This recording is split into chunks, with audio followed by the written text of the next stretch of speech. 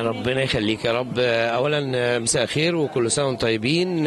والنهارده كان مهرجان بجد لكل الفنانين ولكل القاده بتوع الجيش اللي هم رفعوا راس كل مصري بمناسبه احتفالات اكتوبر، فكان شرف ليا ان انا اتكرم وسط الساده الموجودين يعني. والله اعمالي جديده، انا عامل اغنيه جديده سنجلايه اسمها كينج كونج 2.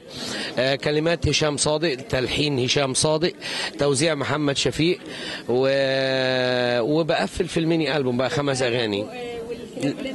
كليب للاغنيه ديت اللي هي كينج كونج 2 بس بشكل كوميدي كده، كرتوني كده لذيذ يعني.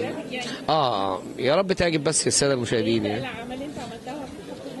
انا عملت اوبريت وطني، بقول مصر حبيبتي. لا مش هقدر اقول حته منه بصراحه، لان انا كنت مغنيه لايف مش مغنيه.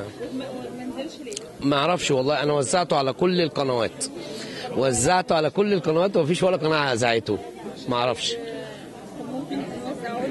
وليه لا، ممكن طبعا، مفيش مشكله. ان شاء الله نتواصل وهدي لكم كينج كونج 2. انا لا مش اللي محتاج يا عيني زقه حاسب، لا بابا ده انا ولا احمد السقا وبشيل شقه بدورين، ولا تسونامي هتقدر تيجي في وشي، لا معلش قومي سوسونام انا ما بقفش وما هوش مساكين. شكرا ليكم، شكرا يا فندم، شكرا.